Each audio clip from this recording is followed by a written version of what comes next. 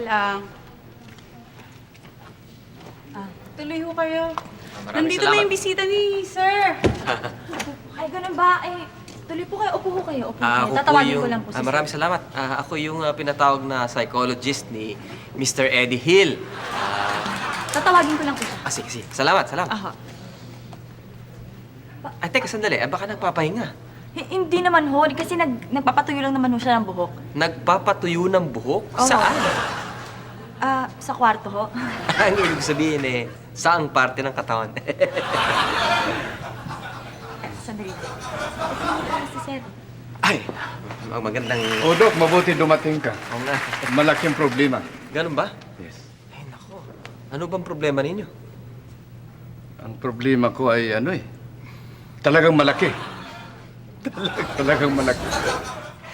Ako. Eh, sino ba itong mga ito? Ito si Rosemary, ito si... Rosemary po kasi po, Ro- Sir. ito si Thierry, Rosemary, at si Mark. Ito ang aking mga anak pang international beauty ito. Kita mo, mga kamag-anak na yan? Mga kamag-anak.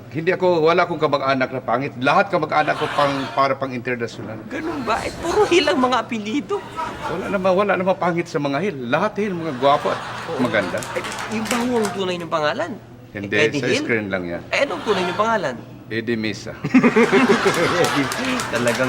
Eh, maupo mo nga muna tayo. Sige, Dok. Oo. Ay, kukuha ko lang kayo ng mic, no? Oo, sige, sige. Eh, ano nga...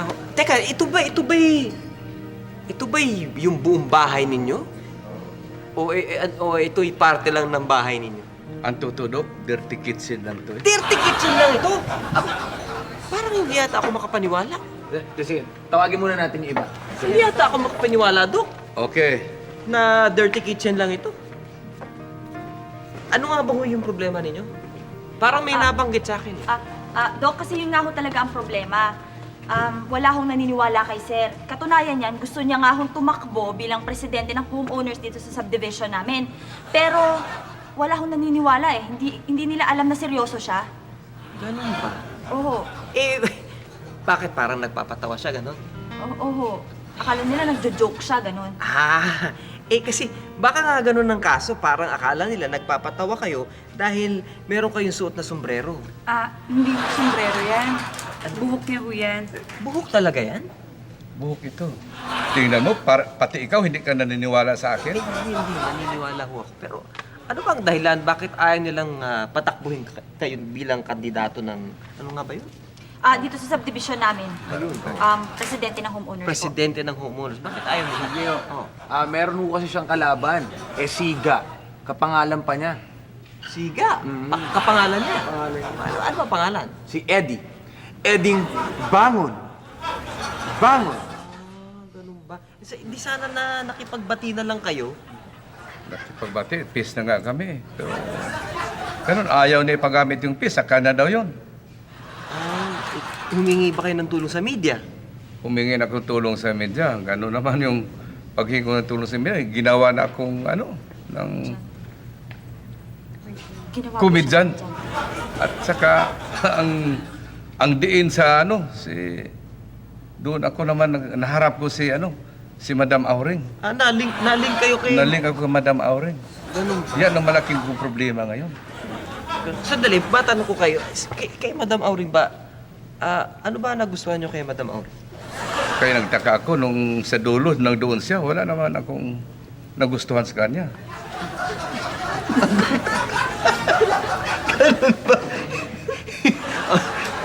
Teka, alam nyo, Mr. Eddie Hill, napaka-simple lang ng problema ninyo. Tumayo po tayo. Okay. Bilang isang napakahusay na psychologist, ang maitutulong ko sa inyo ay ganito lamang. Kailangang humarap kayo sa salamin, ha? Pagkatapos dyan sa salamin na yan, sabihin ninyo, dyan sa reflection ninyo, ito lang po. Ako, si Eddie Hill. Ako ang urig. Ganun lang. Ganun lang? Magaling na ako? Oo, gagaling na kayo. Talaga? Oo. O gagawin ko? Kasi kailangang ma-restore natin yung inyong self-confidence. Dahil gusto ko magaling, kaya gagawin kung ano man instruction mo sa akin. Sige, ito po yung salamin ninyo eh. Yan. Sige po. Sige po. Gawin nyo na po. Yan.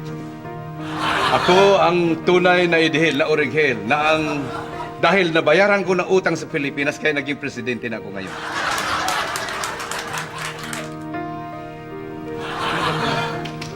May kaibahan to ah.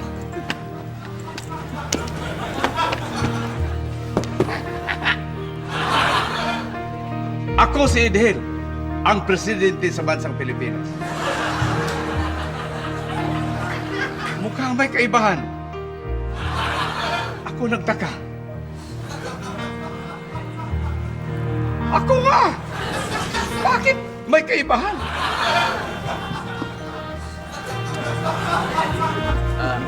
Talaga, Ano, Mr. Eddie Hill, ako yan. nare-restore na ba yung inyong self-confidence? Nare-restore na? Oo.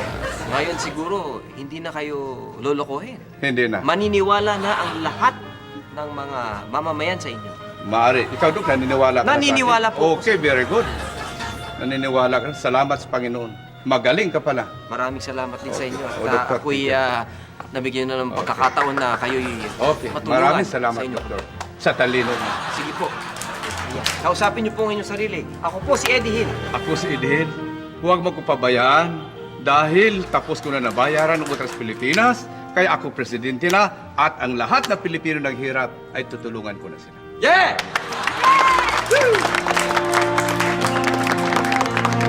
Mabuhay si Eddie!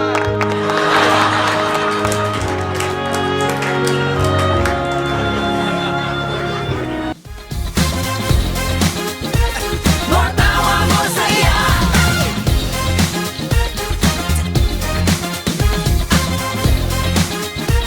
More tawa.